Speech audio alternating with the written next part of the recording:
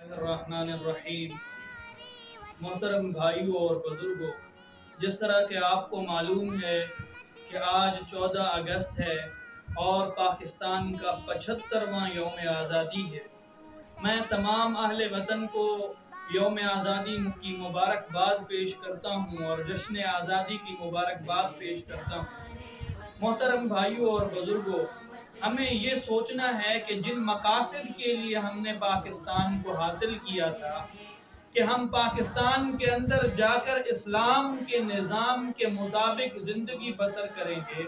اور ہم نے پاکستان کو اس غرض کے لیے حاصل کیا تھا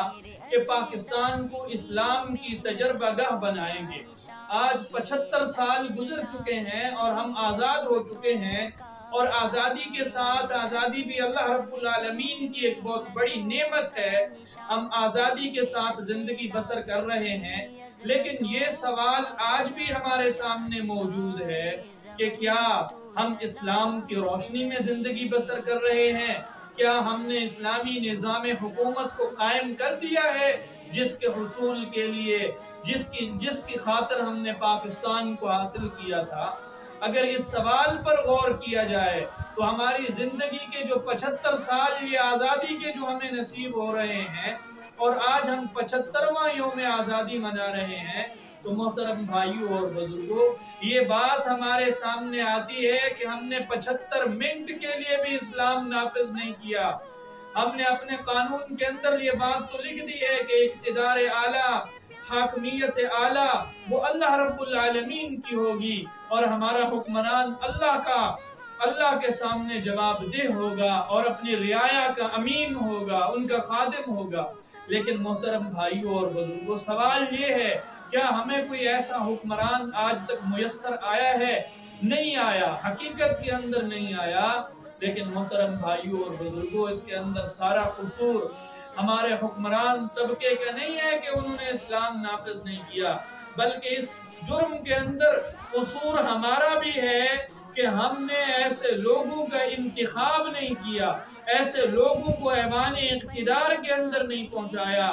جو اللہ رب العالمین کی حاکمیت کو اس ملک کے اندر نافذ کر دیں اور دین اسلام کے مطابق فیصلے شروع کر دیں۔ آج ہماری عدالت کے اندر اگر آپ دیکھیے 75 سال ہو چکے آزاد ہوئے ہیں، لیکن جج کے سامنے انگریز کی کتاب ہے، اس کے مطابق فیصلہ ہوتا ہے۔ حالانکہ چاہیے تو یہ تھا کہ جج کے سامنے اللہ کی کتاب قرآن مجید ہوتا اور اس کی روشنی کے اندر ہمارے معاملات کے فیصلے کیے جاتے۔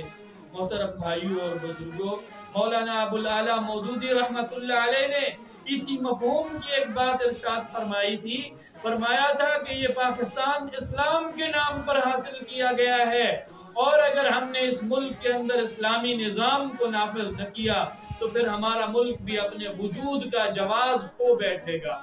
آج ضرورت اس بات کی ہے کہ ہم نے اپنے آباء و اجداد کے ساتھ جو وعدہ کیا تھا کہ ہم اسلام کی تجربہ گاہ بنائیں گے، ہمارے آباء و اجداد نے یہ جو عزم کیا تھا، اس عزم کو، اس ارادے کو ہم پورا کریں۔ ہمارے وہ بزرگ، ہماری وہ مائیں، بہنیں، بیٹیاں، ہمارے وہ چھوٹے بڑے اور نوجوان جنہوں نے اسلام کے لیے قربانی دی تھی کہ اس خطہ زمین کے اندر اسلام نافذ کریں گے، اگر کل قیامت کے دن ہم سے وہ لوگ سوال کر لیں کہ ہم نے تو اس لیے قربانی دی تھی، تم سوشلزم کے دائی بن گئے، تم لبرلزم کے دائی بن گئے، تم کمیونسٹ نظام لانے کی کوششوں کے اندر مصروف ہو گئے، تو ہم ان کو کیا جواب دیں گے؟ محترم بھائیوں اور بزرگوں، آج کا یوم آزادی بھی ہمیں یہ پیغام دے رہا ہے کہ تمہارے بزرگوں کی جو قربانیاں ہیں وہ صرف اور صرف اس لیے تھی کہ ہم ایک ایسا خطہ زمین حاصل کریں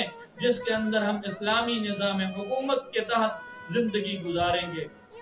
آج ضرورت اس بات کی ہے کہ ہم جہاں پر اپنے وطن کے دفاع کا عزم کر رہے ہیں، اس کی آزادی کو یقینی بنانے کا عزم کر رہے ہیں، وہاں پر اس بات کا بھی عزم کر لیں کہ ہم نے اپنے ملک کے اندر اسلامی نظام حکومت کو نافذ کرنا ہے۔ ہم آل لوگوں کو اور ان لوگوں کو جن کے دلوں کے اندر اللہ کا خوف ہو، للہیت ہو، تقوی ہو، ان کا انتخاب کریں گے اور انہیں ایوان اقتدار کے اندر بھیج دیں گے، اور پھر ہمارے ملک کے اندر انشاءاللہ العزیز وہی خلافت راشدہ کا نظام انشاءاللہ آئے گا اور اسلام قائم ہوگا، اسلامی نظام حکومت قائم ہوگا۔ آخر میں ایک مرتبہ پھر آپ سب سامعین اور ناظرین کو میں جشن آزادی مبارک اور یوم آزادی مبارک پیش کرتا ہوں۔ اللہ رب العالمین سے دعا ہے کہ ہم نے جس مقصد کے حصول کے لیے پاکستان حاصل کیا ہم اس مقصد کے اندر کامیاب ہوں۔ والسلام علیکم ورحمۃ اللہ وبرکاتہ۔